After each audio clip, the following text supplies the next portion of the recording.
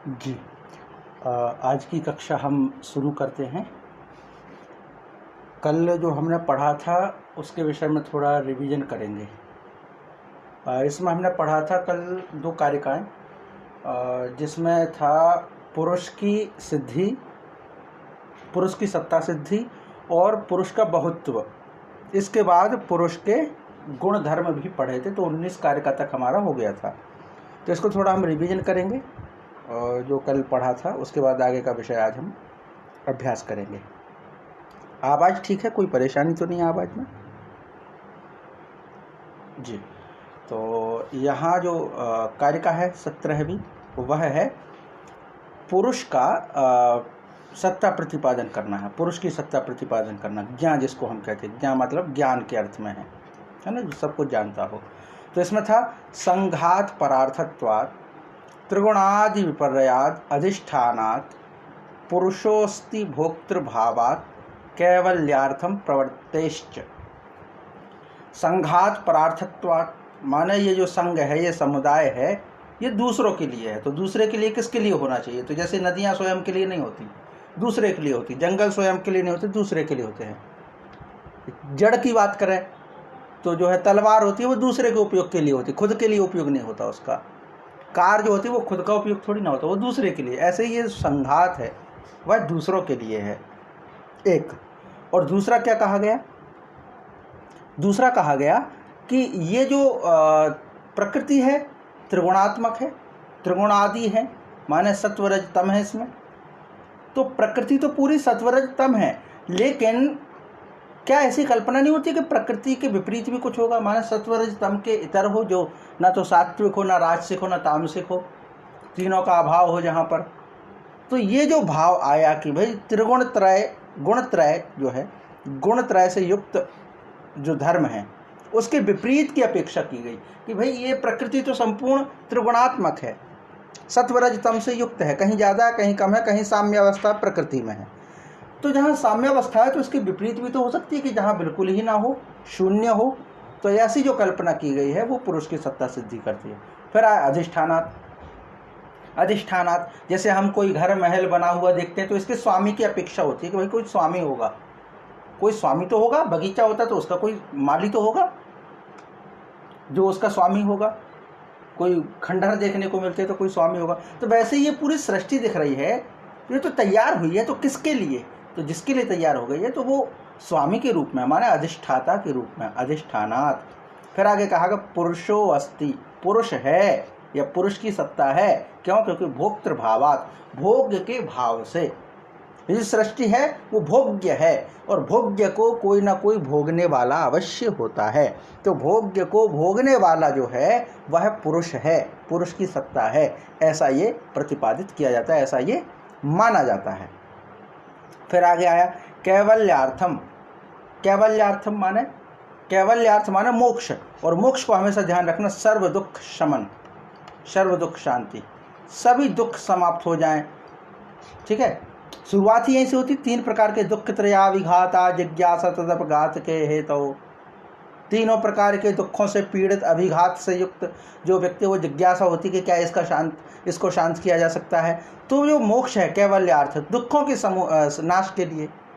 तो भाई यहाँ तो त्रिगुण आदि है, त्रिगुण आदि में है सत्वरजतम। सत्वरजतम माने सुख, दुख और मोह। तो सुख, दुख और मोह ही अगर पूरी प्रकृति है सांख्य के अनुसार, तो फिर कैवल्य क्या है? दुखों से मुक्ति क्या है? तो दुखों से मुक्ति जो है वो कैवल्यार्थ है। तो कैवल्यार्थम कौन होगा? तो पुरुष होगा, क्योंकि जिसमें सत्व नहीं होगा, रज नहीं होगा, तम नहीं होगा। सत्व नहीं होगा तो सुख नहीं होगा, रजस नहीं होगा तो दुख नहीं होगा। सत्व, रज, तम, सुख, दुख और क्या कहते हैं इसको, मोह, इन सबसे परे होगा। सुख, दुख और मोह नहीं होगा, वही तो इसको दे पाएगा। तो इसलिए कैवल्यार्थ के प्रति प्रवृत्ति होती है। हर कोई साधु संत कैवल्य की ओर प्रवृत्त होता है, मोक्ष चाहता है। तो मोक्ष माने दुखों से मुक्ति।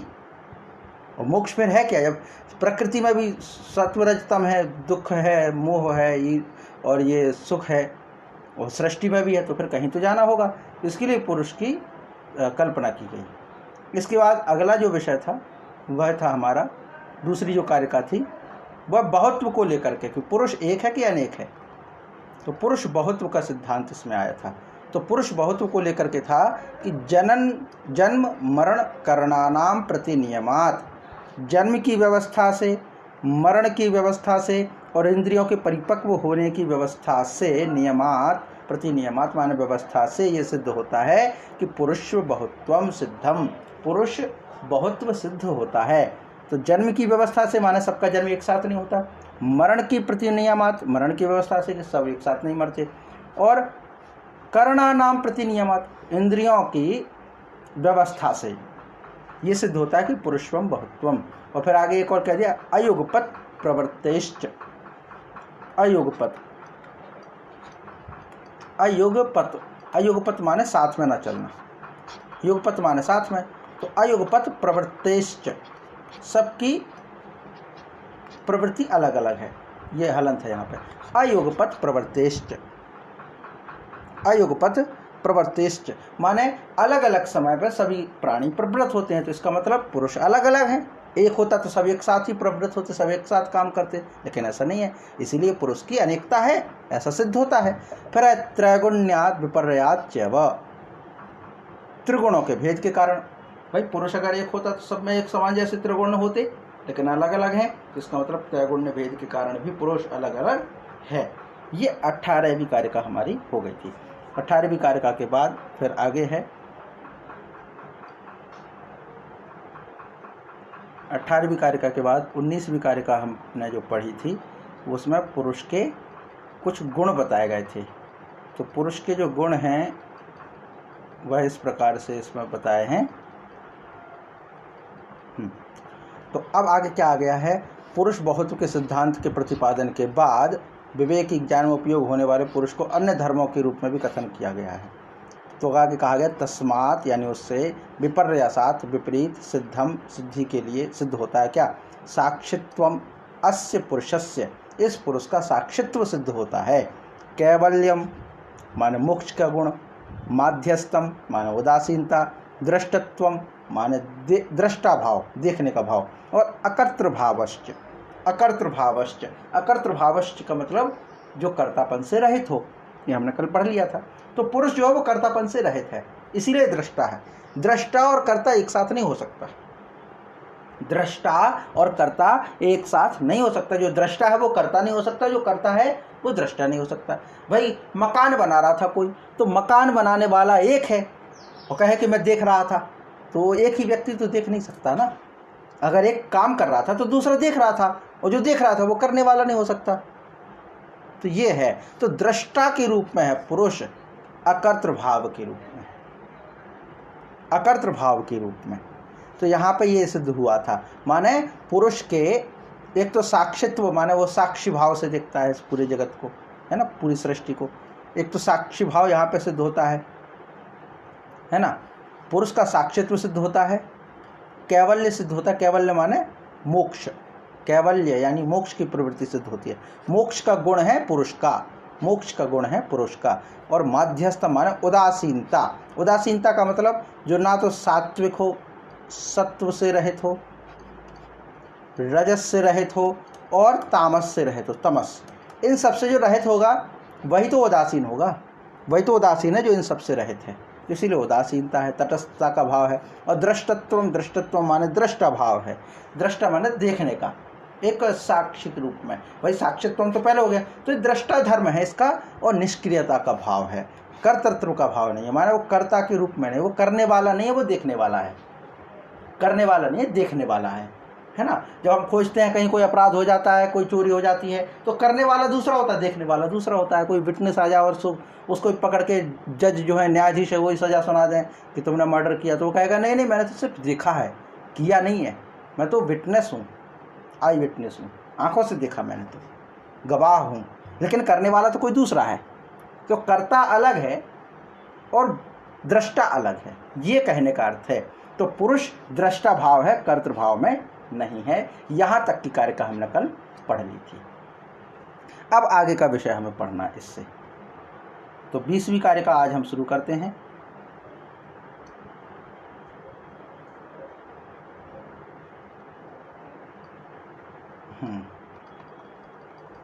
तो 20वीं कारिका में जो है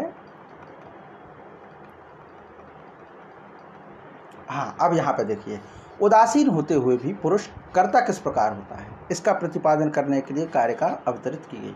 भाई उदासीन तो है पुरुष, उदासीन है, उदासीन होने के साथ साथ भाई प्रकृति अकेले तो कोई सृष्टि नहीं कर सकती, मूल प्रकृति वो तो जड़ है, प्रकृति अकेले तो नहीं कर सकती सब कुछ। अकेले ही अगर सृष्टि कर रही थी तो पुरुष की कल्पना ही क्यों की गई?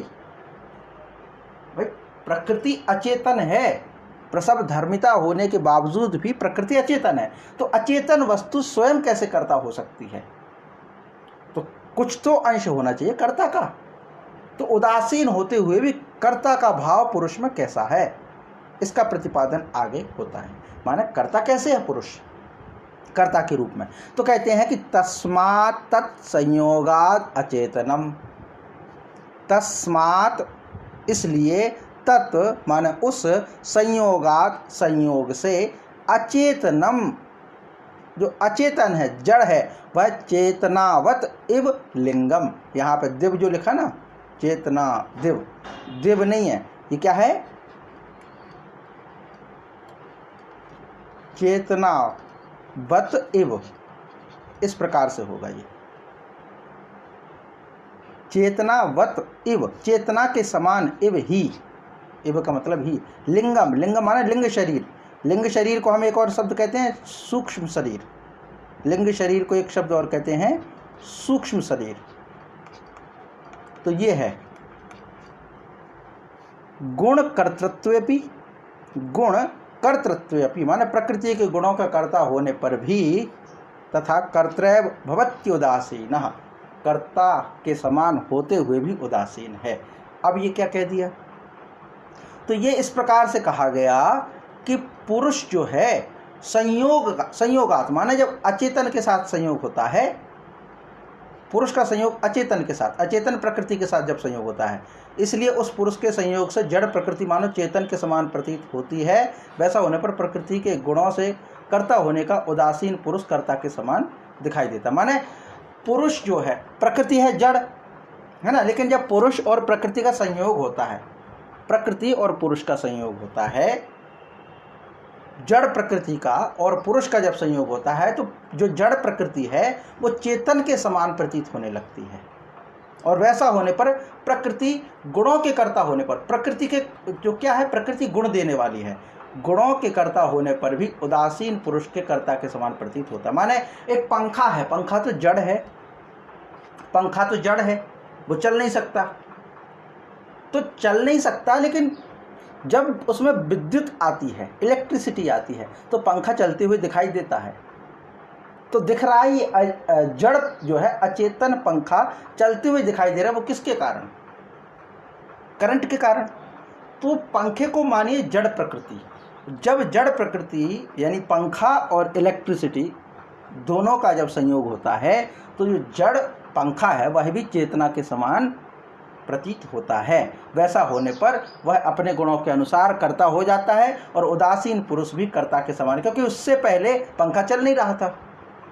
भाई पुरुष के बिना प्रकृति कोई सृष्टि नहीं कर रही थी। जब तक पुरुष का प्रभाव प्रकृति पर नहीं था, तब तक प्रकृति सृष्टि नहीं कर पा रही थी, कोई सृष्टि नहीं थी उसमें, किसी प्रकार की कोई सृष्टि नहीं हो रही थी। लेकिन जब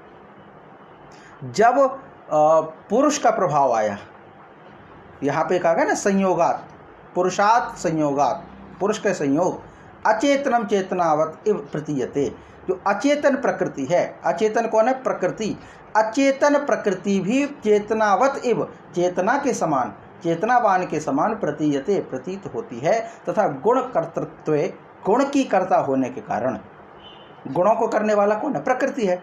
गुण की कर्ता होने के कारण भी, माने गुणों को करने वाली प्रकृति है, उसके बावजूद भी उदासीन पुरुष कर्ता के समान दिखाई देता है। ये प्रतीत होता है, कर्ता के समान प्रतीत होता है, क्योंकि हमने पूर्व के उसमें पढ़ा था कि मूल प्रकृति है और यहाँ प्रकाश है। तो जब तक प्रकाश पुरुष है, पुरुष का प्रकाश प्रकृति पर ना पड़े सत्वरज तम वाले पे, तब तक सृष्टि नहीं हो सकती। तो सत्वरज तम प्रकृति में जब पुरुष का प्रकाश पड़ता है, तब जाकर के सृष्टि प्रक्रिया आगे बढ़ती है। तो अब हम ये कहें कि भाई गाड़ी रखी थी, खड़ी थी, कोई दिक्कत नहीं, लेकिन जब ड्राइवर आया और गाड़ी चलने लगी, जब ड्राइवर आई चलने लगी तो हम क्या कहेंगे, भाई ड्राइवर के आने से चलने लगी। तो प्रकृति तो पूरी तैयार थी लेकिन फिर भी नहीं आगे बढ़ रही थी, फिर भी कोई सृष्टि नहीं हो रही थी। तो जब कोई उसमें ड्राइवर आया, माने पुरुष आया, और पुरुष के आने के बाद ये जो पूरी प्रक्रिया चल पड़ी, तो इसलिए हमें लगता है कि पुरुष ने चलाई, इसलिए हमें लगा कि पुरुष ने चलाई, या पुरुष जो है वो कर्ता बन गया, कर्ता के समान प्रतीत होता है। इसीलिए कहा गया कि कर्ता एव भवति उदासीना, भवत्युदासीना, कर्ता इव, आ और ई ए बन गया, कर्तृव हो गया है ना, कर्ता एव भवति उदासीन, इस प्रकार से ये पूरी संधि विच्छेद हो जाएगी। कर्ता एव भवति उदासीन, कर्ता के समान होने पर भी वो कैसा होता है, उदासीन। तो पुरुष कर्ता होने के समान भी उदासीन है, माना कर्ता है तो उदासीन, पर वो पुरुष है तो उदासीन, पर वो कर्ता के समान दिखता है, कर्ता के समान प्रतीत होता है। तो ये पूरी कारिका है। इसका आप एक बार हम पाठ कर रहे हैं, फिर आप पाठ कीजिए, और फिर कोई प्रश्न हो तो आप बताइए, फिर आगे पढ़ते हैं। तस्मात् तत्संयोगात् अचेतनम चेतनावदिव लिंगम, चेतनावदिव लिंगम, चेतनावत इव, ऐसे गुण कर्तृत्वेपि तथा कर्तृव भवत्युदासीनः। जी, इसका पाठ कीजिए।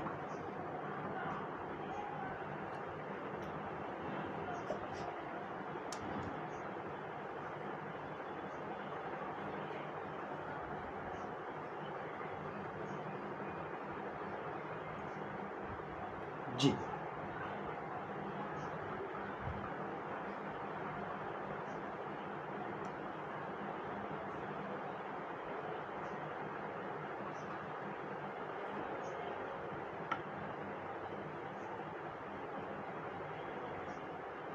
ठीक है। तो ये 20वीं कारिका हमारी पूर्ण होती है। इसमें कोई डाउट है या आगे बढ़ें?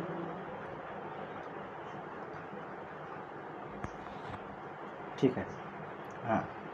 अब 21वीं कारिका, इसमें हमने क्या है, पुरुष को उदासीन मानते हुए कर्ता का भाव उसमें देखा, कर्ता की प्रतीति हमने देखी कि कर्ता के समान दिखाई दे रहा था, पर ये है किसके समान, उदासीन है, दृष्टा है ना।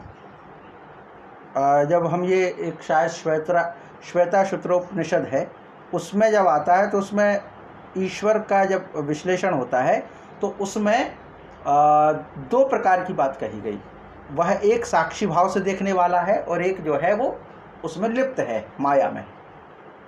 तो उसको 2 पक्षियों की बात कही गई कि 2 पक्षी हैं, एक खाता है और एक देखता है साक्षी भाव से। वो पूरी जो उसका मंत्र है वो पूरा याद नहीं आ रहा है, पर वो पूरा ये भाव यही है कि उसमें 2 पक्षी बैठे हैं पेड़ पर, एक भोग रहा है और एक देख रहा है दृष्टा भाव से। तो हम जब ये सूक्ष्म शरीर जगत में भोगता है, या ये मन कह लीजिए, ये सूक्ष्म शरीर का हिस्सा है पूरा, मन वगैरह ये सब सूक्ष्म शरीर या लिंग शरीर पूरा ये जब भोगता है तो आत्मा साक्षी भाव से देखती है। और जब अंत में ऐसा कहते हैं अनुभवी लोग कि जब अंतिम समय आता है तो पूरी पिक्चर घूमती है कि आपने क्या क्या किया, क्या क्या किया। तो वो जो साक्षी बैठा है सीसीटीवी जैसा, वो सब रिकॉर्ड कर रहा है कि आप अच्छा कर रहे हैं या बुरा कर रहे हैं, अच्छा कर रहे हैं या बुरा कर रहे हैं, इस तरह का। उसको हम चित्रगुप्त भी कह देते हैं, वो लेखा जोखा करे हैं। तो चित्रगुप्त का भाव यही है कि वो दृष्टा है। यहाँ भी यही कह दिया कि मूल प्रकृति हमारे शरीर में भी है, जो सृष्टि है जत पिंडे तत् ब्रह्मांडे, ये तो पूरा चल ही रहा है। तो हमारे शरीर में भी तो मूल प्रकृति के भाव हैं, सत्वरजतम है, वो जड़ है, और चेतना माने आत्मा की चेतना। ऐसा जब आगे आएगा पुरुष का पूरा वर्णन, पुरुष की विशेषता, मूल प्रकृति और ये क्या कहते हैं महत, अहंकार इत्यादि जब पूरी चर्चा होगी तो पुरुष जो है वो परमात्मा के समान है। जब हम आगे, हालांकि सांख्य तो ईश्वर को नहीं मानता है, इसीलिए सिर्फ पुरुष है, पर जहाँ ईश्वर की परिकल्पना वो इसी रूप में, परमात्मा की कल्पना है वो पुरुष के रूप में है कि वो नित्य है, लेकिन वो सृष्टि प्रक्रिया में ज़्यादा भाग नहीं लेता। वो एक कर्ता की भांति प्रकृति के साथ मिलकर के सहयोगी होता है। तो वो आगे के उसमें आएगा। पर यहाँ पे देखिए अगले उसमें क्या पढ़ना हमें कि पूर्व कारिका में हमने बताया कि पुरुष और प्रकृति के संयोग से सृष्टि की उत्पत्ति होती है। ये तो हो गया कि पुरुष और प्रकृति जब संयोग करेंगे, भले वो प्रकाश का ही संयोग क्यों ना हो, पुरुष का और प्रकृति जब संयोग करते हैं तो सृष्टि की उत्पत्ति होती है।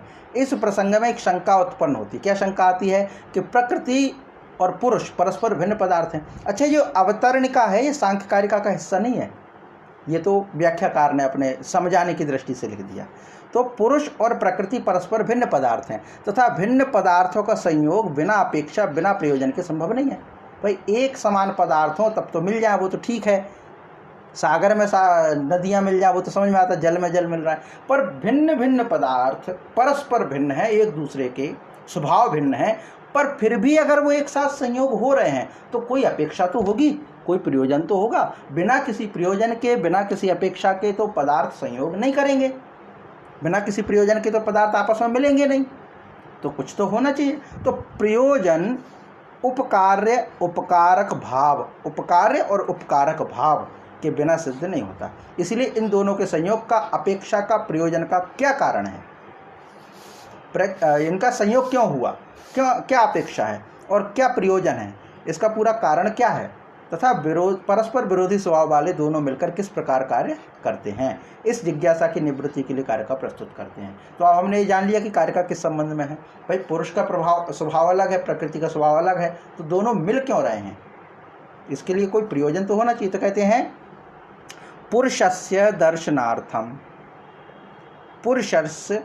दर्शनार्थम कैवल्यार्थम तथा प्रधानस्य पंगवंधवत उभयोरपि संयोगस्तत्कृतः सर्गः।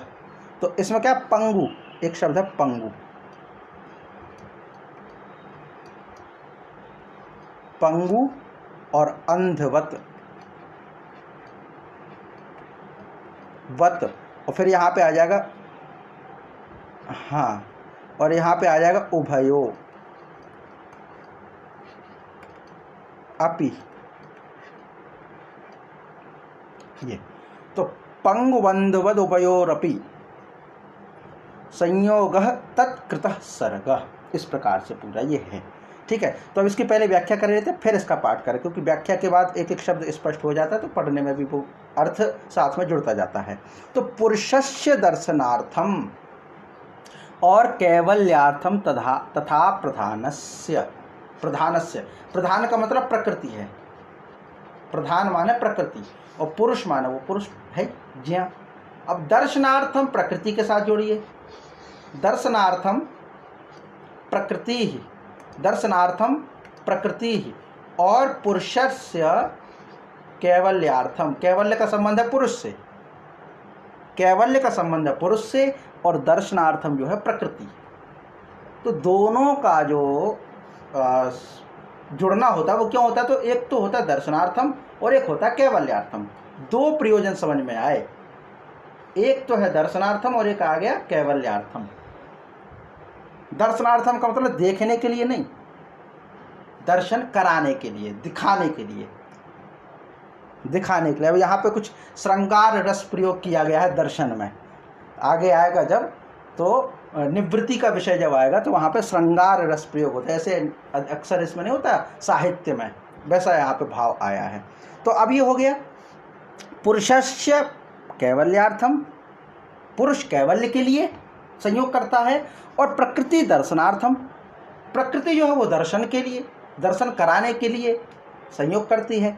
और किस तरह का संयोग है इनका, तो कहते हैं पंगबंधवत उभयोरपि, दोनों का जो संबंध है, दोनों के बीच में जो परस्पर संबंध है वो पंगु अंधवत, पंगु माने लंगड़ा, अंधवत माने अंधे, अंधा और लंगड़े के समान का ये पूरा संयोग है। माने किसी एक की जरूरत नहीं है, दोनों की जरूरत है। ऐसा नहीं कि प्रकृति का ही अपना काम है, पुरुष का भी काम है, और पुरुष का अकेला का नहीं, प्रकृति का भी काम है। तो दोनों के सहारा, वो जो चलता है ना, एक कहानी चलती है, गांव में आग लग गई थी तो दो व्यक्ति बचे, बाकी सब भाग गए, एक लंगड़ा और एक अंधा। तो अंधे के कंधे पर बैठ गया लंगड़ा, और लंगड़ा रास्ता दिखाता गया, अंधा चलता गया, और दोनों पार हो गए। तो दोनों की जरूरत है, परस्पर अवलंबन है ना एक दूसरे का। तो इसलिए जो अवलंबन आया, परस्पर अवलंबन, ये जो है वो यहाँ पर, और ये अक्सर उदाहरण में प्रयोग होता ही है। तो यहाँ पे एक आ गया कि पुरुष की अपनी आवश्यकता थी और प्रकृति की अपनी आवश्यकता थी, तो इसके लिए दोनों का संयोग किया, और दोनों के संयोग से फिर सृष्टि है। तो माने इसका क्या होगा कि देखिए इसकी व्याख्या और समझ लें कि अब इसमें क्या है, प्रधानस्य दर्शनार्थम, प्रधान यानी प्रकृति के दर्शन के लिए, तथा पुरुषस्य कैवल्यार्थम, पुरुष के कैवल्य के लिए, उभयोरपि संयोगः, दोनों पुरुष और प्रकृति का संयोग, पंगु अंधवत, अंधे और लंगड़े के समान, भवति माने होता है, और एषः सर्ग, यह संपूर्ण सृष्टि तत्कृतः एव वर्तते, उस संयोग के द्वारा ही बनी है। अब यहाँ पे हम समझते हैं एक जो विषय छूट गया वो है दर्शनार्थम। दर्शनार्थम का मतलब क्या है भाई, प्रकृति का दर्शनार्थम तक तो अभी तक नहीं पढ़ा। पुरुष का कैवल्य है वो तो समझ में आता है कि पुरुष मोक्ष देने वाला है, पुरुष मोक्ष देने वाला है, ये तो समझ में आता है। पर प्रकृति दर्शनार्थम है, तो दर्शनार्थम का मतलब क्या, तो दर्शनार्थम का मतलब ये है कि प्रकृति को माना है एक स्त्री स्वरूपा, स्त्री कहिए या नायिका कहिए, नायिका के रूप में, और पुरुष जो है वो कैसा है, नायक, पुरुष है नायक। इसको आगे नर्तकी का उदाहरण दिया गया है, इसको आगे चल के नर्तकी एक नाचने वाली के, तो ऐसे कुछ गुण दिए गए प्रकृति को, माने वो बहुत शर्मीली है, नाचने वाली है, सुंदर है, खुद को तैयार करने वाली है। तो यहाँ पे उदाहरण दिया गया है कि जिस प्रकार कोई नायिका श्रृंगार करती है, तो श्रृंगार किसके लिए करती है, कि उसको कोई देखे, नायक देखे, प्रशंसा करे। जो एक फिलॉसफी चलती है, मतलब एक संवाद जो चलता है समाज में, कि कोई नायिका अपना श्रृंगार करती है ताकि उसकी सुंदरता को लोग देखें या नायक देखे। तो नायक को दिखाने के लिए ये पूरी प्रक्रिया चलती है, श्रृंगार करती हैं। अक्सर हमारे यहाँ तो ये चलता था, अब उतना ज़्यादा नहीं होता है।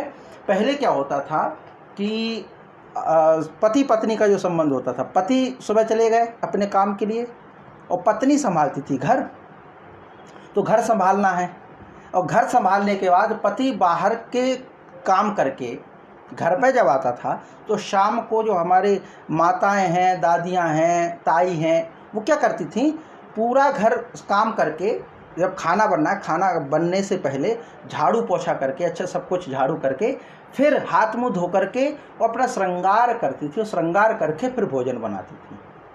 अब ये प्रश्न है कि भाई अब तो शाम होने वाली है, रात होने वाली, अब क्यों श्रृंगार कर रहे हैं, अब क्यों जरूरत है श्रृंगार की।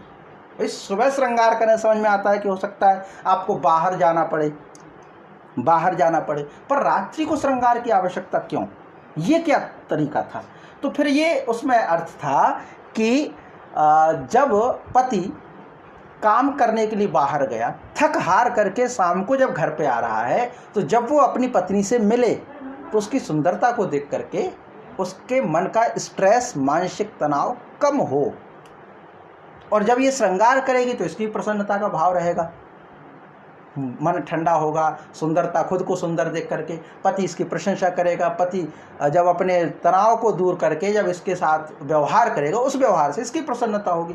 तो ये जो भाव था, श्रृंगार करना किसके लिए, पति के लिए या नायक के लिए, तो ऐसी प्रकृति को कहा गया कि प्रकृति श्रृंगार करती है दर्शनार्थम, पुरुष को अपना स्वरूप दर्शन कराने के लिए। और जैसे ही प्रकृति पुरुष को स्वरूप दर्शन कराती है और पुरुष उसको कैवल्यार्थ का ज्ञान देता है, तो फिर वहाँ पे जो है मोक्ष की स्थिति आ जाती है, कैवल्य की स्थिति आ जाती है, तो वहाँ सृष्टि समाप्त हो जाती है।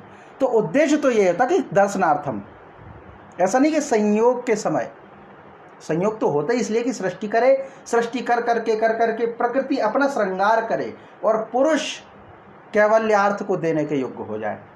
कैवल्यार्थ देगा मतलब जो प्रकृति में रहेगा वो दुखों से युक्त होगा ना, और कैवल्यार्थ उसको सुख देगा।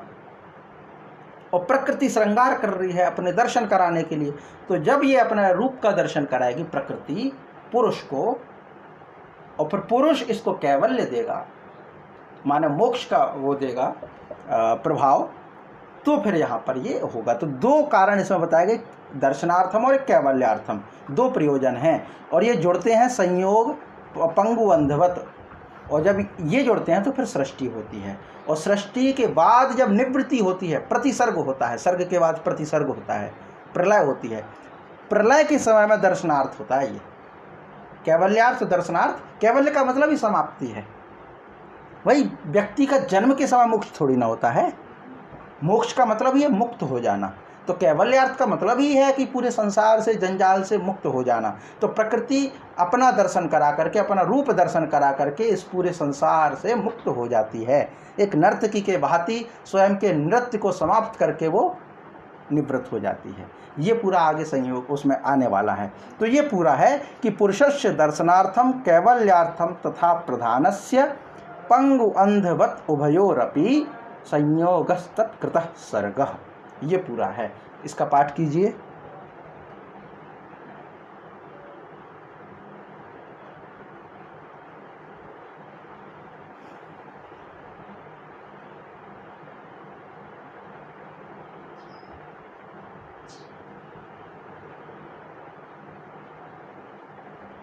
जी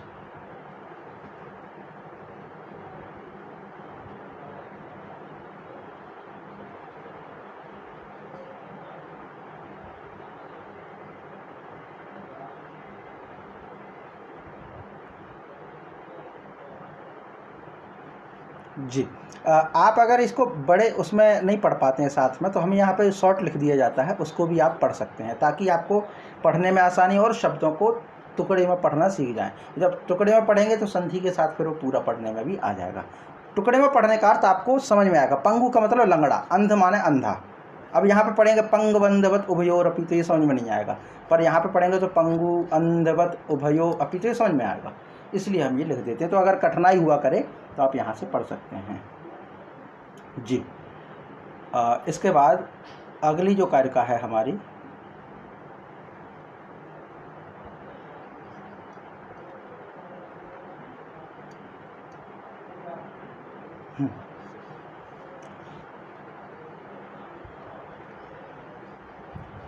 अब सृष्टि क्रम आएगा। माने अब इसमें हमने क्या कर लिया, यहाँ तक हमने पुरुष एवं प्रकृति के स्वरूप आदि का कथन कर लिया तथा उनके मिलने का उद्देश्य भी जान लिया। और प्रतिपादन करने के बाद कार्य का कार्य सिद्धांत, सांख्य सिद्धांत के अनुसार सृष्टि क्रम का निरूपण करते हैं। सृष्टि का क्रम क्या है, माने अभी तक हमने पुरुष को समझ लिया, प्रकृति को समझ लिया, इन दोनों का संयोग समझ लिया किस तरह का संयोग है, और ये भी समझ लिया कि ये दोनों मिले क्यों। ध्यान रखना, दर्शनार्थम प्रधान का है और कैवल्यार्थम पुरुष का है ना।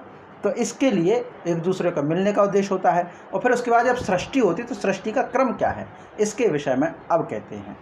तो प्रकृतेः, प्रकृतेः यहाँ पे विसर्ग है इसलिए रा बन गया। महान, ये महान, हाँ माने इसको हम प्रकृति, तो ये हो गया प्रकृति का पंचम रूप है प्रकृतेः। प्रकृतेः जैसे कवेह है ना, रवेह, रवि का रवेह, प्रकृति का प्रकृतेः, कवि का कवेह। तो प्रकृति से महान, चांद बिंदी है तो उसका ऐसे आएगा महान, ना का एक संधि के रूप में प्रयोग होने से ये हो गया महान। फिर ततो माने तत्, अहंकार, ये सा लगा माने विसर्ग है, अहंकार, तस्माद् गणश्च षोडशकः, तस्मात् अपि षोडशकात् पंचभ्य पंचभूतानि। ये प्रकृति का पूरा क्रम है, माने सृष्टि क्रम है। तो सृष्टि क्रम में क्या है, तो प्रकृतेः महान, प्रकृतेः माने प्रकृति से, महान माने प्रकृति से महान की उत्पत्ति होती है, प्रकृति से महान। और फिर महान के बाद क्या है, हाँ इसका अन्वय भी करते चलें तो ज़्यादा अच्छे से हो जाए। हाँ, प्रकृते महान उत्पद्यते, प्रकृति से महान की उत्पत्ति होती है। महान माने महत, जिसको हमने कहा महत, ठीक है। महत का एक नाम बुद्धि भी है, आगे जब हम व्याख्या पढ़ेंगे तो महान माने उससे माने बुद्धि अर्थ भी एक लिया गया है, बुद्धि अर्थ लिया गया है ना। आगे जब व्याख्या पढ़ेंगे महान की तब आएगा। तो प्रकृति महान, और ततः, ततः माने बाद में, किसके बाद में, महान के बाद में क्या, अहंकार, अहंकार। और अहंकार के बाद तस्माद, तस्माद माने उस अहंकारात, तत् माने वह अहंकार, और तस्मात लगा पंचमी विभक्ति। तो तस्मात यानी उससे, अहंकारात अहंकार से, षोडशकः गण, गण, गण माने समूह, तो षोडशकः गण प्रादुर्भवति, 16 प्रकार का पूरा गण उत्पन्न होता है। 16 प्रकार का गण जिसको हमने क्या कहा, विकृति, है ना। हाँ हाँ, और जब ये 16 विकार होंगे तो तस्मादपि षोडशकात् पंचभ्य, पंचभ्य माने तन्मात्रा, पंच तन्मात्रेभ्य पंचभूतानि प्रकटीभवन्ति, तो पंच तन्मात्राओं से पंच महाभूत प्रकट होते हैं। ये सृष्टि क्रम है। तो प्रकृतेर महांस्ततो अहंकारस तस्मात् गणश्च षोडशकः तस्मादपि षोडशकात् पंचभ्य पंचभूतानि, पंचभ्य पांचवी विभक्ति है इसमें, पंचभ्य पंचमी विभक्ति बहुवचन है ना, क्योंकि पांच, पांच माने बहुवचन, तो बहुवचन होगा पंचभ्य। तो पंचभ्य माने पांच से पंचभूतानि, पंच महाभूत की उत्पत्ति होती है सृष्टि के लिए, है ना। तो ये पूरा सृष्टि क्रम है, ये तो पहले से भी हम पढ़ते आ रहे हैं, इसमें समझ लायक कुछ नहीं, सिर्फ सीक्वेंस बना दिया कि प्रकृति, प्रकृति के बाद महान, महान के बाद फिर अहंकार, अहंकार के बाद फिर 16 विकार, और 16 विकार से फिर जो है पंच तन्मात्रा, और पंच तन्मात्राओं से फिर पंच महाभूत, मतलब 16 विकार से पहले पंच तन्मात्रा आ जाती हैं, है ना, उससे फिर जो है पंच महाभूत की उत्पत्ति ये होती है। ठीक है, तो इसका पाठ कीजिए आप।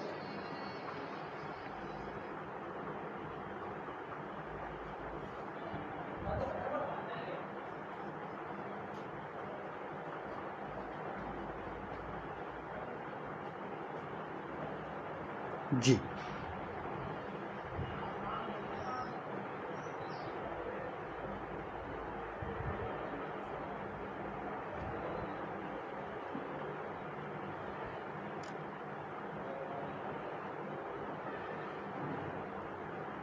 जी, ये 22वां हमारी कारिका पूरी होती है, माने इसमें पूरा क्रम बताया गया है ना। अब इसमें थोड़ा एक और कुछ चीज़ें समझने लायक हैं जो हमें समझना चाहिए। अब ये पूरी सांख्य सृष्टि की उत्पत्ति मूल कारक प्रकृति को माना है, और इसको अव्यक्त, प्रधान, कारण, तमो बहुल, गुण साम्य या अव्यकृत आदि नामों से भी जाना जाता है ना। अव्यक्त, प्रधान, प्रकृति, मूल प्रकृति आदि नामों से ज़्यादा प्रयोग हुआ और ज़्यादा तो नहीं हुए। इस प्रकृति से जो सत्व रजतम की साम्य अवस्था है वही प्रकृति है, और पुरुष का प्रकाश पड़ने पर सर्वप्रथम महत तत्व की उत्पत्ति होती है, और महत तत्व की उत्पत्ति होती है तो पुरुष जो है वो तेजो रूप निष्क्रिय मात्र दृष्टा है, जिसका विस्तृत विवेचन हम पहले कर चुके। उसी का दूसरा नाम ज्ञा है जो नित्य तत्व माना जाता है, और इसी को आत्मा या परमात्मा भी कह सकते हैं। ये हमने कहा ना, पुरुष को ही आत्मा परमात्मा का रूप कह सकते हैं, क्योंकि उसी का नित्य तत्व, वह नित्य तत्व है, और वह ज्ञा है, सर्वज्ञाता है और सर्वशक्तिशाली है, तेज रूप है, निष्क्रिय है, दृष्टा है ना, ये सभी भाव नित्य तत्व है। अब इसके बाद क्या है, फिर आगे देखिए। महत का दूसरा नाम बुद्धि, मति, प्रत्यय, महान, उपलब्धि, ये सभी अलग अलग नाम दिए गए हैं। निश्चय ही इसका मुख्य लक्षण है। निश्चय माने बुद्धि का लक्षण क्या है, किसी चीज़ में निश्चय करना। निश्चय करना माने कोई डाउट ना रहे, क्लियर, है ना। तो बुद्धि का लक्षण है इसका, महत का लक्षण है कि वो निश्चित करके रहे, है ना। और महत से फिर क्या होगा, महत तत्व से अहंकार की उत्पत्ति होती है। और सृष्टि के क्रम में जी, सृष्टि के प्रसंग में ध्यातव्य है कि मूल प्रकृति के 3 गुण होने के कारण उससे उत्पन्न होने वाले सभी पदार्थों में 3 गुण विद्यमान रहते हैं। अंतर केवल मात्रा का होता है। ये हम पहले भी पढ़ चुके हैं कि मात्रा का अंतर हो सकता है, लेकिन गुण तो 3 ही रहेंगे। कहीं सतोगुण प्रधान रहेगा तो कहीं रजोगुण, कहीं तमोगुण, इस प्रकार से। तो अब इसमें विशेषता यही है जिसको हम बार बार पढ़ रहे हैं, क्योंकि ये तो हम वैसे ही पढ़ चुके। अब इसमें क्या कहा गया है जो महत्वपूर्ण है, जो हमें जानने लायक है, वो ये है कि सत्वगुण प्रधान अहंकार जब मिलता है, यहाँ देखिए, सत्वगुण प्रधान जब अहंकार मिलेगा तो अहंकार से 5 ज्ञानेंद्रियाँ, 5 कर्मेंद्रियाँ और मन उत्पन्न होगा। किससे? अहंकार। लेकिन वो अहंकार कौन सा? सत्वगुण प्रधान अहंकार। सत्वगुण वाला अहंकार जब मिलेगा तो 5 ज्ञानेंद्रियाँ, 5 कर्मेंद्रियाँ और मन उत्पन्न होगा सत्व से। और जब तमोगुण मिलेगा तो तमोगुण मिलने से 5 तन्मात्राएँ और यह 16 गण उत्पन्न होते हैं। सत्वगुण से अहंकार, सत्वगुण जो अहंकार है उससे 5 ज्ञानेंद्रिय, 5 कर्मेंद्रिय और मन माने 11 पदार्थ, और तमोगुण जो है उससे तन्मात्राएँ और 16 विकार ये उत्पन्न होते हैं। 16 विकार, अच्छा अहंकार से 5 तन्मात्राएं या 16 का गण उत्पन्न होता। 16 का गण नहीं, 16 का गण तो इसमें आ ही गया भाई। 16 के गण में क्या था भाई, इसमें से अकेले 5 महाभूत रह गए हैं, 5 महाभूत और ऐड कर दो तो 16 गण आ जाएंगे, लेकिन 16 गण में नहीं तो 5 तन्मात्राएं, इतना हम कह सकते हैं ना। ये पूरा इसमें है। और रजस जो है, रजस क्या है, तो रजस जो है वो दोनों की भूमिका, क्योंकि प्रेरक है तो इसको भी प्रेरणा देने का काम करेगा रज, और तमोगुण वाले अहंकार को भी प्रेरणा देने का काम करेगा रजोगुण। रजो अहंकार, रजो अहंकार जो है वो दोनों को प्रेरणा देने का काम करता है, सत्व को भी और रज को भी, तमो को भी, तमोगुण अहंकार और सत्वगुण अहंकार दोनों को। ठीक है, तो इस प्रकार से पूरा ये होता है। अब इनके ज्ञानेंद्रिय वगैरह के तो नाम स्पष्ट हैं ही। ज्ञानेंद्रियां श्रोत्र, त्वक, चक्षु, रसना, घ्राण, ये ज्ञानेंद्रियां माने जो हमें ज्ञान कराएं। माने श्रोत्र का ऐसे ध्यान रखिए, कान है, श्रोत्र मतलब कान जिससे सुनने का काम करें। त्वक माने त्वचा है ना, चक्षु माने नेत्र जिसको हम आँख भी कह देते हैं है ना, रसना, रसना को कहते हैं जीव, और घ्राण, घ्राण माने नाक, नोज। ये 1 2 3 4 5, ये इसमें ये नहीं है ना, ये अलग है। जीव अलग है, आंख अलग है, ये ऑब्लिक लग गया, ऑब्लिक नहीं आना चाहिए यहाँ पे है ना। तो अब ये इस प्रकार से ये हो जाएगा। तो ये तो हो गए हमारे इस प्रकार से। तो ये हो गए हमारे 5 ज्ञानेंद्रियां जो हमें ज्ञान कराती हैं। ठीक है, ये शब्द का ज्ञान कराती है, स्पर्श का ज्ञान कराती है, रस का ज्ञान कराती है, रूप का ज्ञान कराती है, रस का, और ये गंध का, तन मात्राओं से। अब आती हैं कर्मेंद्रियां। कर्मेंद्रियां माने आउटपुट देने वाले। हाँ चलिए मीटिंग में फोन को, अरे राम गोपाल मार्शल वगैरह आ गए। थोड़ा 1 मिनट रुकिएगा आप। जी, तो अब ये जो कर्मेंद्रियां हैं, कर्मेंद्रियों में क्या है, वाक यानी वाणी, पाणी माने हाथ, पाद माने पैर, पायु गुदा, उपस्थ मूत्रेंद्रिय। तो ये जो हैं वहाँ, तो ये जो कर्मेंद्रियां हैं ये कर्म करने वाली, माने जैसे आउटपुट और इनपुट होता है, तो ज्ञानेंद्रियां इनपुट का काम करती हैं, हमें ज्ञान अर्जन कराती हैं कि ये क्या है, कहाँ है, कौन सी वस्तु ठंडी है, कौन सी गर्म है, कौन क्या कह रहा है, कौन प्रशंसा कर रहा है, गाली, ये सब क्या, ये सेंसेस हैं जो हमें इनपुट दे रही हैं। और एक हैं जो आउटपुट दे रही हैं। हमारी वाणी कैसी होंगी, आउटपुट का वो विषय। हाथ क्या काम करेंगे, पैर क्या काम करेंगे, सभी आनंद वगैरह, ये मल त्याग वगैरह, ये सभी क्या है, ये आउटपुट है। इस प्रकार से सात्विक अहंकार से उत्पन्न मन जो है वो 11वां है ना, संकल्प विकल्प लेने वाला है, संकल्प भी करने वाला और विकल्प भी देने वाला है। मन को अगर साध लेंगे तो संकल्पवान मन बन जाएगा, और मन को विकल्प देते रहें तो विकल्प देने वाला भी मन है। आप तरह तरह के विकल्प देते चाहिए, मन हो जाएगा उस तरह से। तो ये पूरा इसमें बताया गया था। तो त्रिगुणात्मक प्रकृति है, इसको पूरे चार्ट के उसमें समझाया है कि पुरुष का प्रकाश पड़ा किस पर, प्रकृति पर, त्रिगुणात्मक प्रकृति है उस पर प्रभाव पड़ा, उससे उत्पन्न हुआ महत, और महत से उत्पन्न हुआ अहंकार। अहंकार 2 प्रकार का, सात्विक और राजसिक, तामसिक। और राजसिक जो है वो इसको प्रवृत्त करता है, राजसिक अहंकार दोनों को प्रवृत्ति देगा। तो सात्विक से 5 ज्ञानेंद्रियां, 5 कर्मेंद्रियां और मन है ना, ये और ये है ना, ये इतने उत्पन्न हो गए।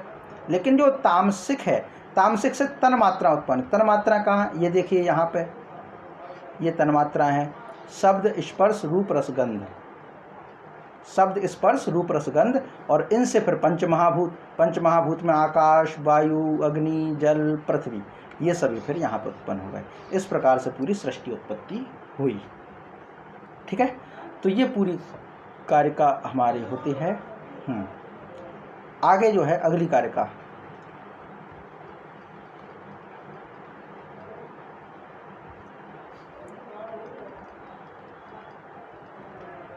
हाँ, अब यहाँ पे जो है पूरी सृष्टि प्रक्रिया हो गई। सृष्टि प्रक्रिया के बाद अब यहाँ पे लक्षण के रूप में आ गए हैं कि अव्यक्त रूप प्रकृति से महत आदि 23 व्यक्त पदार्थों की उत्पत्ति बताई गई है पूरी कारिका में। माने जो अव्यक्त रूप था प्रकृति का, उस अव्यक्त रूप प्रकृति से 23 प्रकार के व्यक्त पदार्थ बने, और 23 पदार्थ जो बने, 23 प्रकार के जो व्यक्त पदार्थ बने, वो 23 पदार्थ में पहले जो है महत, उस महत के अब क्या होगा, लक्षण करते हैं। सर्वप्रथम उत्पन्न जो महत उसका लक्षण करते हैं, उसके सात्विक एवं तामसिक धर्मों का कथन करने के लिए प्रस्तुत कार्य का अवतरण करते हैं। तो क्या महत के सात्विक और तामसिक गुण क्या क्या हैं? तो सात्विक देखिए, तो राजसिक तो हमेशा प्रवृत्त करेगा, है ना, प्रवृत्ति। तो अध्यवसायो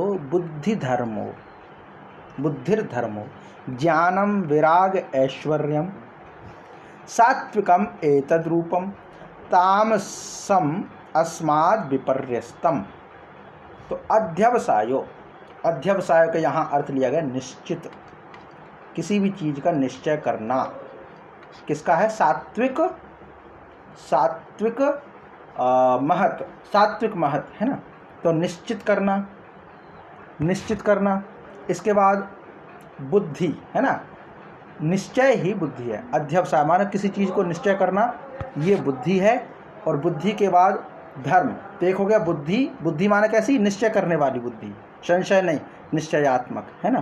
तो निश्चयात्मक बुद्धि, धर्म, ज्ञान वैराग ऐश्वर्यम, ज्ञान वैराग ऐश्वर्यम, ये सात्विक के गुण हैं।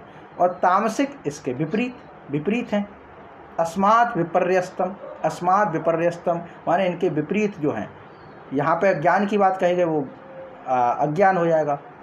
धर्म, विराग, ऐश्वर्य, ये सभी इसके उल्टे, तो अनैश्वर्य हो जाएगा। विराग का राग हो जाएगा, ज्ञान का अज्ञान हो जाएगा, धर्म का अधर्म हो जाएगा, है ना। ये धर्म की विशेषता शायद यहाँ पे बताई गई। निश्चयात्मक बुद्धि धर्म, निश्चयात्मक बुद्धि ही धर्म है, ऐसा। देखते हैं इसमें क्या है। तो अब इसके विषय में पूरा हम पढ़ते हैं कि निश्चय बुद्धि है, धर्म, ज्ञान, वैराग्य, ऐश्वर्य, ये 4 गुण हैं उसके। धर्म, ज्ञान, वैराग्य और ऐश्वर्य। अब इसके विषय में काफ़ी लंबी व्याख्या हमारी हो सकती है, इसको हम पढ़ते हैं आगे। सात्विक गुण से उत्पन्न है ये सभी। सात्विक गुण के जो महत है उसके गुण हैं ये, धर्म, ज्ञान, वैराग्य, ऐश्वर्य। धर्म, ज्ञान, वैराग्य, ऐश्वर्य, ये सात्विक गुण हैं। और तामसिक गुण जो होगा वो इसके विपरीत, अधर्म, अज्ञान, राग और अनैश्वर्य। तो अब हमें ये चारों को पढ़ना है ना। तो अब ये जो कहा गया क्या है देखते हैं, इसका वाचन फिर बाद में करते हैं। कि प्रकृति से उत्पन्न सर्वप्रथम महत है, जिसका दूसरा नाम बुद्धि भी है ना। तो ये जो कहा गया निश्चयात्मक बुद्धि जो है, निश्चयात्मक बुद्धि का मतलब सीधा महत मान के चलिए। निश्चयात्मक बुद्धि है यानी महत जो है, इसका धर्म, ज्ञान, वैराग माने तो इतना जो है ना। अध्यवसाय बुद्धि, इसका मतलब हो गया सीधा महत। अध्यवसाय बुद्धि हम पहले ही पढ़ चुके, ये महत है ना। इसके गुण कौन कौन से? तो धर्म, ज्ञान, विराग, ऐश्वर्यम, ये हैं। तो अब इनके विषय में थोड़ा ये पढ़ते हैं, वैसे अलग अलग विषय हैं। तो धर्म का अर्थ क्या है? पहले तो ये अध्यवसाय बुद्धि, तो बुद्धि का स्वरूप है अध्यवसाय। अध्यवसाय का मतलब है निश्चय, है ना। निश्चय ही बुद्धि है, माने निश्चय बुद्धि का कार्य है, इसलिए उसका धर्म है ना। आगे फिर क्या कहा गया है, धर्म का जब विशेष आया तो इसमें धर्म के 4 बातें कही गई हैं। इसमें क्या है? पहले धर्म है। धर्म मतलब क्या है? तो व्यक्ति को अभ्युदय और निश्रेयस, इन दोनों को प्राप्ति कराने वाला धर्म है। वैसे तो धर्म की अलग अलग व्याख्या है, शास्त्र अलग अलग धर्म परिभाषित करते हैं। हर एक शास्त्र का अपना अलग अलग धर्म होता है। भगवत गीता में उसको स्वधर्म कह दिया, परधर्म कह दिया, और मनुस्मृति में उसको दूसरा धर्म कह दिया। समाज में प्रचलित अलग धर्म है, और जो हिंदू, मुस्लिम, सिख, ईसाई वो अलग धर्म है। और जब हम केमिस्ट्री पढ़ते हैं तो उसमें गुण धर्म अलग होते हैं। तो धर्म अलग अलग है। धर्म का अगर शाब्दिक अर्थ जाना जाए तो धारण किया जाए वो धर्म है, लेकिन इसका प्रसंगगत अलग अलग अर्थ होते हैं। तो अब इसमें हम समझेंगे कि सांख्य कारिकाकार ने धर्म को किस रूप में माना। तो इसमें धर्म माने व्यक्ति को अभ्युदय। अभ्युदय का मतलब क्या है? अभ्युदय का मतलब है कि भौतिक उन्नति को प्राप्त करना ही अभ्युदय है। यज्ञ, दान, अच्छे कार्य द्वारा इस लोक में जो भौतिक उन्नति मिले, यज्ञ करें, है ना, दान करें, अच्छे काम करें, उससे जो भौतिक उन्नति मिल जाए वो सभी अभ्युदय के अंतर्गत आता है। और निःश्रेयस, निःश्रेयस का मतलब केवल्य की प्राप्ति। तो धर्म जो है व्यक्ति को अभ्युदय देता है और निःश्रेयस देता है, माने इस लोक में भौतिक सुख सुविधा संपदा देता है, और निःश्रेयस माने कैवल्य देता है, मोक्ष देता है। तो ये धर्म के द्वारा तो मिलेगा। इसीलिए कहते हैं धर्म का पालन करो, धर्मो रक्षति रक्षतः, धर्म की रक्षा करो। धर्म की रक्षा माने दान करो, यज्ञ करो, अच्छे कार्य करो। जिससे दान करने से, यज्ञ करने से, अच्छे कार्य करने से इस लोक में तो आपको भौतिक उन्नति मिलेगी, और जैसे ही ये लोक समाप्त होगा तो आपको फिर कैवल्य की प्राप्ति होगी, कैवल्य की प्राप्ति होगी। ये पूरा धर्म कहा गया व्यक्ति का, है ना। अब इसको फिर योग दर्शन में कह दिया यम, नियम, आसन, प्राणायाम, धारणा, ध्यान, समाधि, प्रत्याहार छूट गए। प्रत्याहार और होना चाहिए था इसमें, क्योंकि 8 अंग है ना। हाँ, तो यम, नियम, आसन, प्राणायाम, प्रत्याहार, धारणा, ध्यान, समाधि, 8 अंग हो जाएंगे। 1 2 3 4 5 6 7 8 अष्टांग योग है। तो यम, नियम, आसन, प्राणायाम, प्रत्याहार, धारणा, ध्यान, समाधि, ये आचरण बताया गया है, माने दैनिक जीवन में प्रयोग होने वाला। अब इसमें तो बहुत सारी लंबी व्याख्या हो जाएगी, उस लंबी व्याख्या में न जाते हुए सीधे ये है कि धर्म का मतलब है यज्ञ, दान, अच्छे कर्म करना। ये धर्म है जो मनुष्य को अभ्युदय दे और निःश्रेयस दे। ठीक है। अब इसमें बहुत सारी व्याख्या ना करते हम सीधे पढ़ते हैं। तो फिर भी देखें तो अहिंसा, सत्य, अस्तेय, ब्रह्मचर्य, अपरिग्रह, ये यम हो गया, है ना। शौच, संतोष, तपः, स्वाध्याय, ईश्वर प्रणिधान, ये नियम हो गया, या प्रत्यक्ष रूप से धर्म इसको कहा गया है। लेकिन जो मूल रूप से है धर्म का मतलब यही है। और इसके विपरीत आचरण करना, यज्ञ ना करना, दान ना देना, अच्छे की जगह बुरे कार्य करना, दान देने की जगह लूटना, यज्ञ करने की जगह खुद भोग करना। यज्ञ का मतलब परोपकार करना, दान मतलब दूसरे के लिए देना। दान का मतलब क्या होता है? सेवा के रूप में जो देना, और सॉरी कर्तव्य के रूप में देना, वो दान है। 2 शब्द होते हैं ना, एक होता है दक्षिणा। दक्षिणा, दक्षिणा का मतलब क्या होता है? आपको किसी ने सेवाएं दी, पंडित जी आए पूजा करने के लिए, पुरोहित जी आए पूजा करने के लिए, और पूजा उन्होंने कर दी। पूजा करने के बाद जो हम उनको देते हैं वो दक्षिणा होती है। और जो भला काम कर रहे हैं, गाय की सेवा कर रहे हैं, मरीजों की सेवा कर रहे हैं, वृक्षारोपण कर रहे हैं, गरीबों की सेवा कर रहे हैं, ये सब जो चलता है, तो उसमें जब हम अपना कुछ देते हैं अंश, तो वो होता है दान। मंदिर में दान देते हैं, दक्षिणा नहीं देते। लेकिन जो पुजारी होते हैं, गुरु होते हैं, और क्या कहते हैं इनको, ये ज्योतिषी होते हैं, वैद्य होते हैं, ये दक्षिणा पर चलते हैं, इसलिए इनकी दक्षिणा होती है। गुरु दक्षिणा होती है ना। वैद्य की दक्षिणा होती है। पहले ये कहते थे कि राजा, कन्या, ज्योतिषी, कौन कौन से? राजा, कन्या, ज्योतिषी, ज्योतिषी, इसके बाद आएगा वैद्य, गुरु, सुर माने देवीय कोई पुरुष, सिद्ध कोई सिद्ध पुरुष हो। तो राजा हो, कन्या, ज्योतिषी, वैद्य, गुरु, सुर, सिद्ध, भरे हाथ इन घर गए, शेष काम सब सिद्ध। अगर आप कोई काम करने के लिए गए, अपना काम कराने के लिए गए, या आपका कोई काम होना है, तो राजा के घर में कभी खाली हाथ मत जाओ, भरे हाथ जाओ। कन्या के घर में जाओ तो खाली हाथ मत जाओ, भरे हाथ जाओ। ज्योतिषी से मिलने जाओ तो भरे हाथ जाओ, कुछ लेकर के जाओ। वैद्य के घर जाओ तो कुछ लेकर के जाओ। गुरु के घर जाओ तो कुछ लेकर के जाओ। कुछ ही देव पुरुष से मिलने जाओ तो कुछ लेके जाओ। सिद्ध पुरुष से मिलने जाओ तो कुछ लेके जाओ, खाली हाथ मत जाओ। माना वो दक्षिणा, अगर वो आपको सेवा दे रहे हैं दक्षिणा है, और अगर आप अपना कर्तव्य मान के दे रहे हैं तो दान है। तो ये पूरा इसमें आता है ना। तो दान करना, यज्ञ करना, अच्छे काम करना, ये धर्म है। और यज्ञ ना करना, स्वार्थ करना, अपना पेट भरना, सिर्फ दूसरे की चिंता ना करना, दान ना दे करके लूटना, अच्छे काम ना करके बुरे काम करना, तो वो सब अधर्म माना जाएगा। तो एक तो धर्म हो गया। दूसरा फिर जो है वो क्या है? धर्म के बाद आता है ज्ञान। ज्ञान का मतलब क्या है? तो त्रिगुणात्मक प्रकृति, निर्गुण। देखिए ज्ञान क्या है? तो त्रिगुणात्मक प्रकृति या निर्गुण तेजोरूप पुरुष। देखिए प्रकृति का यानी त्रिगुणात्मक प्रकृति का और निर्गुण तेजोरूप पुरुष का विवेक पूर्वक, भेद पूर्वक साक्षात्कार। अपना विवेक भी उपयोग करना, विवेक पूर्वक, भेद पूर्वक, विवेक और भेद पूर्वक दोनों में भेद कर पाए कि ये प्रकृति है, ये पुरुष है। दोनों में भेद कर पाएं, वही साक्षात्कार सांख्य की भाषा में ज्ञान है। सांख्य की भाषा में ज्ञान है। आप प्रकृति को अलग कर पाए, पुरुष को अलग कर पाए विवेक के तर्क पर, तो वो जो बनेगा वो क्या होगा? ज्ञान होगा, है ना। और सांख्य के अनुसार प्रकृति, पुरुष, विवेक, प्रतीति, अनुभूति ज्ञान है। ठीक है, इसे कैवल्य द्वारा प्राप्त होता है। जब ये सब जान जाएंगे तो कैवल्य हो जाएगा, है ना। इसको फिर बाह्य ज्ञान, आंतरिक, अभ्यंतर ज्ञान कह दिया। बाह्य ज्ञान में शिक्षा, कल्प, व्याकरण, छंद, निरुक्त, ज्योतिष अलग रूप से कह दिया।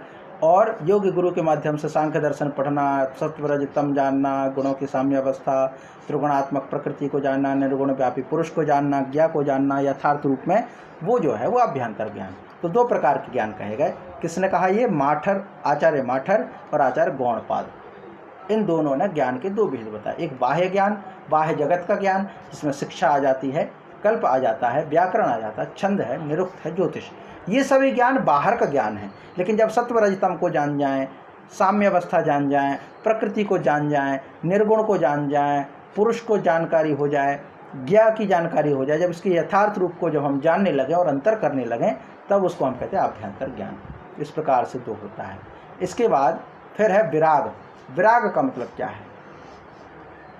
विराग, विराग का मतलब है राग के विपरीत। राग का मतलब आसक्ति, आसक्ति का अभाव है वैराग्य। जो त्रिगुणात्मक सभी वस्तुओं में अनासक्ति का भाव है। त्रिगुणात्मक वस्तु में त्रिगुणात्मक सभी वस्तुएं जो हैं, तीन गुणों से युक्त सभी वस्तुओं में अनासक्ति ही वैराग्य है। माने चाहे वो इस लोक की हो या परलोक की हो, है ना, चाहे वो आभ्यंतर हो चाहे बाह्य हो, उसमें किसी प्रकार का कोई आसक्ति ना रखना, अटैचमेंट ना हो, अटैचमेंट ना हो, वो है वैराग्य। जब चाहे तब छोड़ दें, जब चाहे जब छूट जाए तो दुख ना हो, वो होता है वैराग्य। तो सांसारिक विषयों को प्राप्त करने, रक्षा करने, उनके नष्ट होने में हिंसा आदि दोषों को देखकर रक्षा करने में हिंसा हो सकती है, प्राप्त करने में हिंसा हो सकती है, नष्ट होने पर दुख होगा। इस तरह उनके प्रति वितृष्णा की भावना ही बाह्य वैराग्य है ना। और इसके अतिरिक्त मोक्ष की प्रबल इच्छा करने वाला विरक्ति व्यक्ति जब सांसारिक विषयों को स्वतः ही स्वप्न के समान समझने लगता है, उसके मन में जो विरक्ति पैदा होती है ना, तब आभ्यंतर की स्थिति मानी जाती है। ये दोनों है। बाह्य माने बाहर का जगत, इस शरीर के बाहर जो कुछ है वो बाह्य, चाहे वो ज्ञान हो चाहे वो वैराग्य हो। बाहर की वस्तुओं को ना लेना, संसार के भोगों के प्रति अनिच्छा होना, वो बाह्य वैराग्य है। लेकिन जब अपने मन में संकल्प कर लेना कि मुझे मोक्ष प्राप्त करना है, विरक्ति जब व्यक्ति के मन में आ जाए, सांसारिक विषयों को स्वप्न मानने लगे, तब जो स्थिति आती है उसको हम वैराग्य कहते हैं, आभ्यंतर। ये इसके बाद अब चौथा जो विषय है वह है ऐश्वर्य। ऐश्वर्य और समझ लेते हैं। ऐश्वर्य क्या है? ऐश्वर्य को समझिए तो ऐश्वर्य के लिए सीधा कहा गया है कि 8 प्रकार की सिद्धियां होती हैं। अणिमा, लघिमा, गरिमा, महिमा, प्राप्ति, प्राकाम्य, वशित्व, ईशत्व। इन 8 प्रकार की सिद्धियां जिसको प्राप्त हो जाए उसी को कहते हैं ऐश्वर्य। सिद्धियों के प्रादुर्भाव भी बुद्धियों का ही धर्म है। तो ये अणिमा क्या होती है? तो अणुभाव से देखना, धारण करना, इस सिद्धि को कहते हैं अणिमा। और योगी शिला में प्रवेश कर सकते, अणु तक पहुंच जाना, ये इसका अर्थ। सूक्ष्म रूप धारण करना, जैसे हनुमान जी ने सूक्ष्म रूप धारण किया था, है ना, तो वो क्या था? अणिमा सिद्धि। और लघिमा माने हल्कापन, इतना हल्कापन जो स्वयं को उड़ा सकें। इसके कारण योगी सूर्य की किरणों का सहारा लेकर सूर्यलोक पर पहुंचने में युक्त होते हैं। तो जब अणिमा सिद्धि हनुमान जी में हो सकती है, तो लघिमा भी है। लघिमा है तो वो लघु रूप लेकर के वायु में उड़ सकते हैं। अणिमा है इसीलिए वो सूक्ष्म बन सकते हैं, है ना। और फिर तीसरी जो आती है वो है गरिमा। गरिमा का मतलब है गुरुता, भारीपन। जैसे रामायण का अंगद इतना भारी, जिसका पैर हो हर कोई ना हिला पाए, तो वो होता है रामायण का अंगद, वो गुरुता। फिर है महिमा। महिमा माने महत्व को समझे, विशाल आकार धारण करने की क्षमता। इस सिद्धि को प्राप्त करके व्यक्ति विशाल आकार धारण करने योग्य हो जाता। महिमा माने बड़ा। जैसे भगवान श्री कृष्ण बार बार अपना विराट रूप दिखाते हैं, है ना, विराट पुरुष का रूप दिखाते हैं, तो वो महिमा के कारण है।